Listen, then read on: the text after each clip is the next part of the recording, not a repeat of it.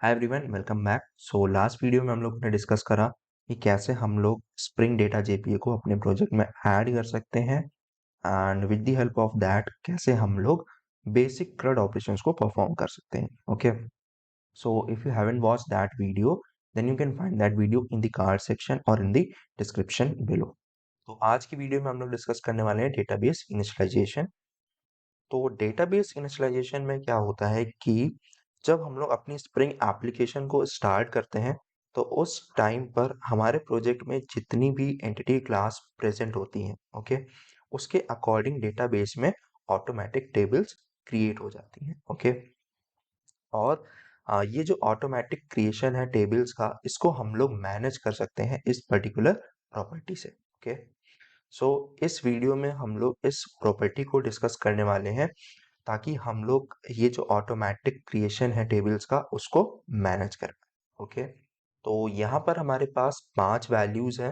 तो पहले हमारे पास नन, फिर है क्रिएट, देन क्रिएट ड्रॉप, उसके बाद अपडेट एंड देन लास्ट में वी हैव वैलिडेट। ओके, तो अगर हम लोग यहाँ पर नन को सिलेक्ट करते हैं तो जैसा कि यहाँ पर लिखा हुआ है disables automatic schema management by hibernate. Okay, सबसे पहले तो हम लोग स्कीमा समझ लेते हैं। जैसा कि यहाँ पर लिखा भी हुआ है, स्कीमा मतलब टेबल्स, रिलेशनशिप्स एंड जो कंस्ट्रेंट होते हैं, ओके, टेबल्स में उनकी बात हो रही है।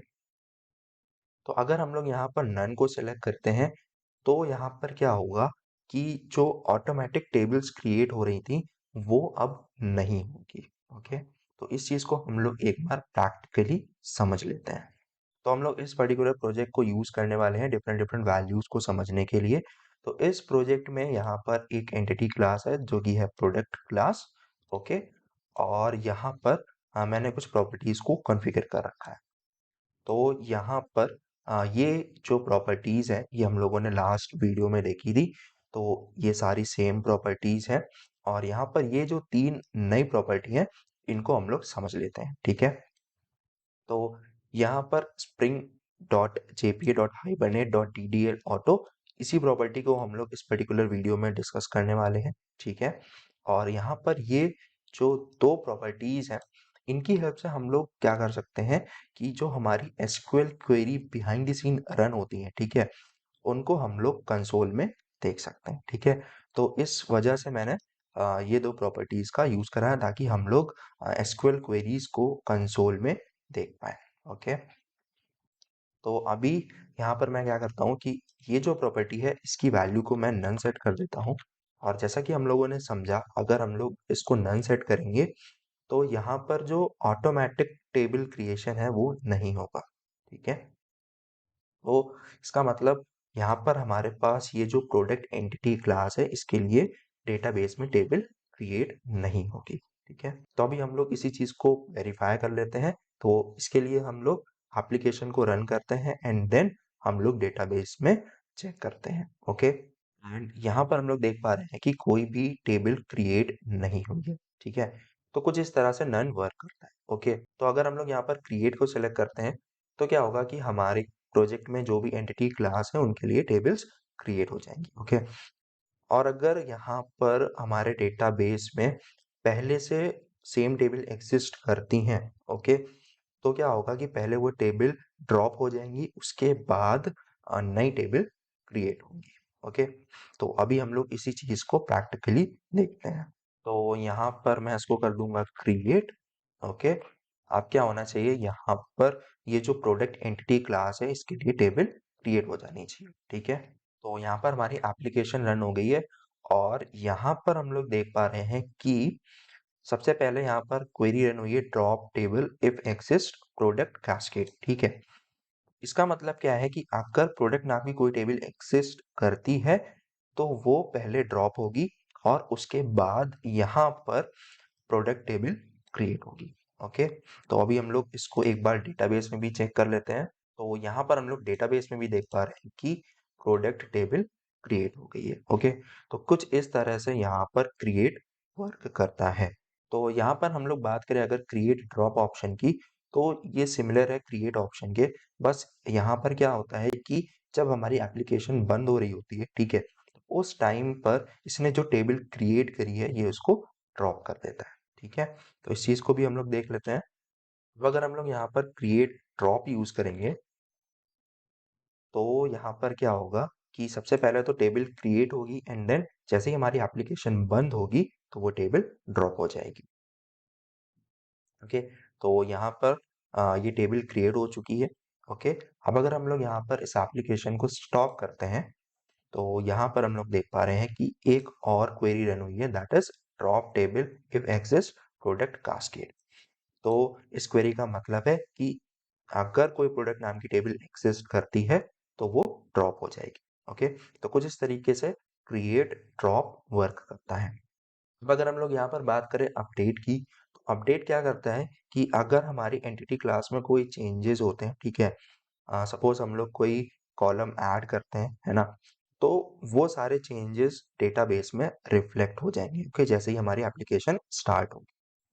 लेकिन अगर हम लोग लेट्स से एंटिटी क्लास से कोई कॉलम को रिमूव करते हैं, ठीक है, तो वो चेंजेस हमें डेटाबेस में रिफ्लेक्ट नहीं होंगे। ओके, तो अभी हम लोग इसी चीज को एक बार प्रैक्टिकली देख लेते हैं।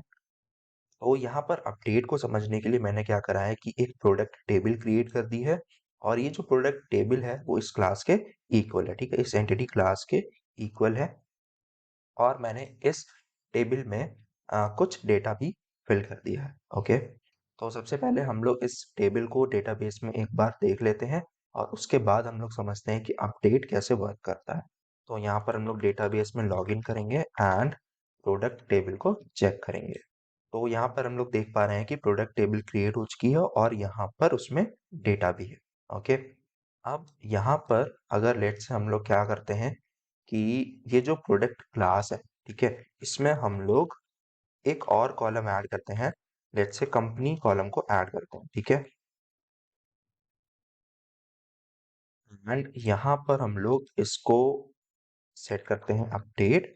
तो क्या होगा कि अब हम लोग जब इस एप्लीकेशन को दोबारा से रन करेंगे तो यहाँ पर कंपनी कॉलम प्रोडक्ट टेबल में ऐड हो जाएगा। ओके, तो यहाँ पर हम लोग देख पा रहे हैं कि एक एसक्यूएल क्वेरी रन हुई है, that is alter table if exist product add column company. ठीक है, तो इसका मतलब है कि अगर कोई प्रोडक्ट नाम की टेबल एग्जिस्ट करती है तो उसमें कंपनी कॉलम ऐड हो जाएगा। ओके, तो इस चीज को हम लोग एक बार वेरीफाई भी कर लेते हैं। तो यहाँ पर हम लोग दोबारा से लॉगिन करेंगे डेटाबेस में। तो यहाँ पर हम लोग देख पा रहे हैं कि कंपनी कॉलम ऐड हो चुका है। ओके, अब अगर हम लोग यहाँ पर क्या करते हैं, लेट्स से इस कंपनी कॉलम को भी रिमूव कर देते हैं, ठीक है, एंड साथ ही साथ यहाँ पर हम लोग इस प्राइस को भी रिमूव कर देते हैं, ठीक है। तो अभी क्या होगा, जैसा कि हम लोगों ने समझा था कि अगर हम लोग कोई कॉलम ऐड करेंगे तो वो ऐड हो जाएगा टेबल में, बट अगर हम लोग कोई कॉलम रिमूव करेंगे तो वो रिमूव नहीं होगा। ठीक है, तो अभी हम लोग क्या करते हैं, इस एप्लीकेशन को दोबारा से रन करते हैं। तो हम लोग यहाँ पर दोबारा से डेटाबेस में लॉगिन करते हैं। तो यहाँ पर हम लोग देख पा रहे हैं कि प्राइस कॉलम रिमूव नहीं हुआ। ओके, तो कुछ इस तरीके से अपडेट वर्क करता है। अब अगर हम लोग यहाँ पर बात करें वैलिडेट की, तो वैलिडेट क्या करता है, वैलिडेशन परफॉर्म करता है। ओके, अगर वैलिडेशन सक्सेसफुल होता है तो हमारी जो एप्लीकेशन है वो रन हो जाती है, और अगर वैलिडेशन सक्सेसफुल नहीं होता है तो हमारी एप्लीकेशन में एरर आ जाती है। ठीक है, तो इस चीज़ को हम लोग प्रैक्टिकली अच्छे से समझ पाएंगे। तो यहाँ पर सबसे पहले तो हम लोग वापस से प्राइस कॉलम को ऐड कर लेते हैं। ओके, और अभी जैसा कि मैंने बताया था कि ये जो प्रोडक्ट टेबल हम लोग क्रिएट कर रहे हैं ये इस प्रोडक्ट एंटिटी क्लास के इक्वल है। ओके, इसी चीज को अगर हम लोग को वैलिडेट करना हो तो यहाँ पर हम लोग क्या कर सकते हैं, वैलिडेट ऑप्शन का यूज कर सकते हैं। ठीक है, अगर मैं इस एप्लीकेशन को दोबारा से रन करता हूँ तो यहाँ पर हम लोग देख पा रहे हैं कि हमारी जो एप्लीकेशन है वो स्टार्ट हो चुकी है।